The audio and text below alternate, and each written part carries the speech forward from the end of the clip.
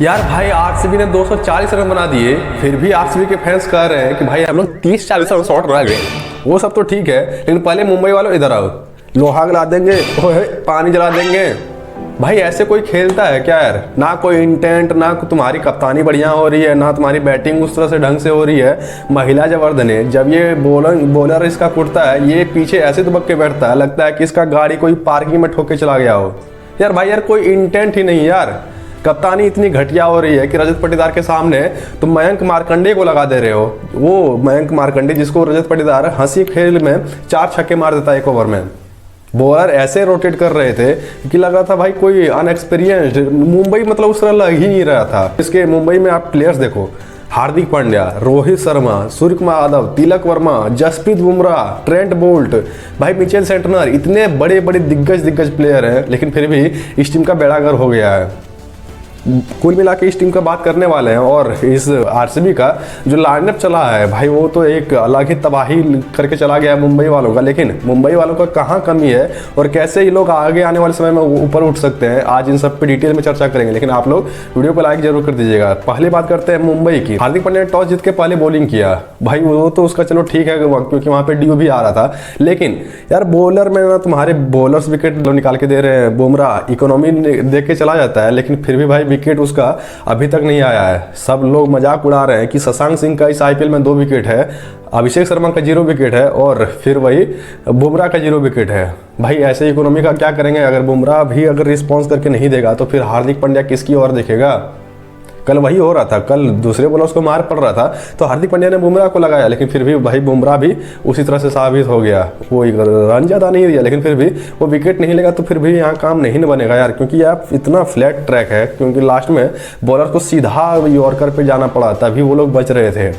Trent Boult, भाई शार्दुल ठाकुर का तो खैर चलो वो तो एक मतलब आके वो जो पटक के डाल रहा था वाइड, सिर्फ उसका एक ही प्लान था कि भाई बचो, और वही बचने में उसको 1 विकेट मिल गया फिल सॉल्ट का। लेकिन भाई फिल सॉल्ट और जो आरसीबी ने इस ओपनिंग पेयर में जो ताबड़तोड़ पारी खेलना चालू किया, भाई वो तो लग ही नहीं रहा था कि भाई पिछले मैच में वो कहीं पे मतलब आउट ऑफ फॉर्म लग रहे थे।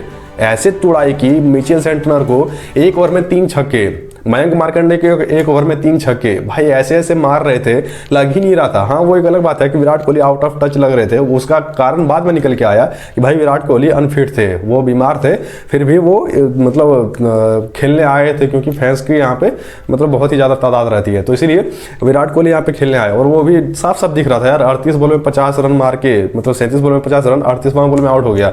2 DRS फिर विराट कोहली ने खराब कर दिया। ऐसे हम लोग को कभी नहीं, मतलब रेयर देखने को मिलता है। इसलिए विराट कोहली भी इस मतलब जो पारी था उससे नाखुश थे, और उसने साफ साफ जाते समय अपना ग्लव्स और बैट भी फेंकते हुए दिखाई दिया। तो ये मतलब साफ साफ लग रहा था कि विराट कोहली यहाँ पे अनफिट थे। लेकिन रजत पाटीदार, भाई ये दिलेर कैप्टन है यार, आते के साथ ही जो इस बंदे ने चौका, फिर मयंक मार्कंडे के ओवर में 3 लगातार छक्के, भाई ये इस बंदे का 400-450 का स्ट्राइक रेट से ये बंदा खेल रहा था, और मानो लग ही नहीं रहा था कि ये आउट ऑफ, मतलब कभी भी पूरे आईपीएल सीजन में अभी तक उठा के देख लो कि ये आउट ऑफ फॉर्म लग रहा हो।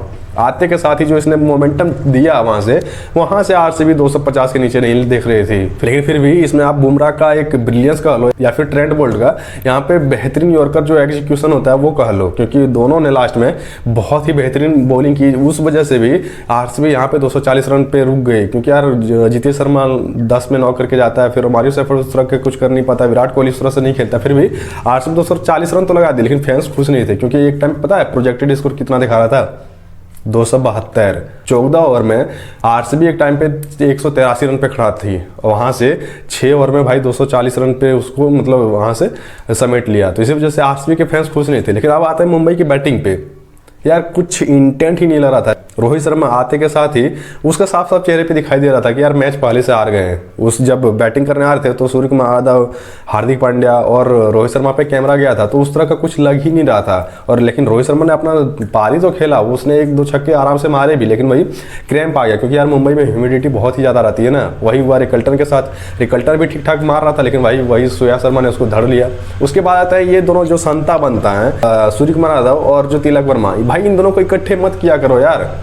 T20 वर्ल्ड कप में भी इन दोनों ने इतना बेड़ा गर्क कर दिया था इंडिया का कि भाई तिलक वर्मा को लास्ट में उतार रही है मैनेजमेंट ने, और वहाँ पे लास्ट में जाके उसने ठीक ठाक पारी खेलना चालू कर दिया था, मतलब 8-9 बॉल में 20-25 रन मार देता था। लेकिन यहाँ पे जब दोनों संता बनता इकट्ठा होते हैं, ये तिलक वर्मा और सूर्यकुमार यादव, ये इस तरह का बेड़ा गर्क करके जाते हैं भाई। रिक्वायर्ड रन रेट 15 के पार चल के करके उसके बाद फिर सूर्यकुमार यादव आउट हुआ। 20 बॉल में 30 रन, जहाँ पे रन चेस 240 का था, तो वहाँ से कहाँ से ही जीतोगे यार तुम। हार्दिक पांड्या भाई कुछ अपना हाथ पैर मारा, लेकिन जब दूसरे बैटर्स रिस्पॉन्स करके नहीं दे रहे थे तो तुम कहाँ से जीतोगे।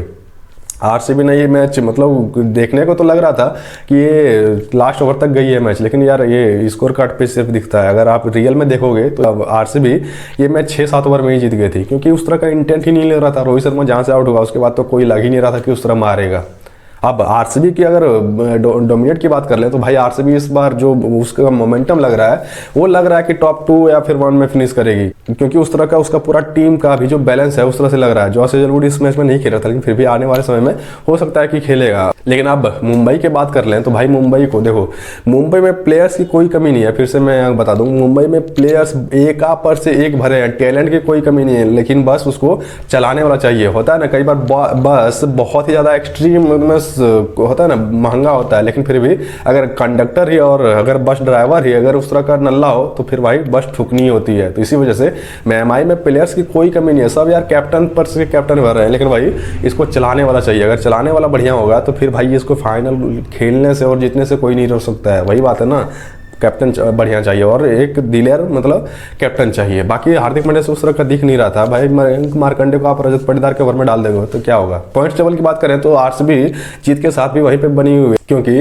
राजस्थान एक भी मैच हारी नहीं है और पंजाब सिर्फ मतलब एक वॉश आउट हुआ था, तो उसका 1 पॉइंट जो उसका जुड़ गया है, 7 पॉइंट के साथ वो है। आरसीबी 6 पॉइंट के साथ है। बाकी आपको क्या लगता है, क्या मुंबई यहाँ से कभी फिर उठ पाएगी, या आरसीबी का बैटिंग आपको कैसा लगा? क्या 240 रन उसके लिए कम था? आप अपनी राय कमेंट बॉक्स में जरूर बताएं। विराट कोहली का पारी आपको कैसा लगा भाई, वो तो जरूर बताएं। लेकिन रोहित शर्मा जो रिटायर्ड हर्ट होके आउट होके बाहर चला गया भाई, वो तो दिल ही तोड़ दिया उसने यार। बाकी आपको क्या लगता है कमेंट बॉक्स में जरूर बताएं। वीडियो को लाइक करके चैनल को सब्सक्राइब जरूर कर लीजिए। मिलते हैं एक और इंटरेस्टिंग टॉपिक के साथ, तब तक के लिए जय हिंद।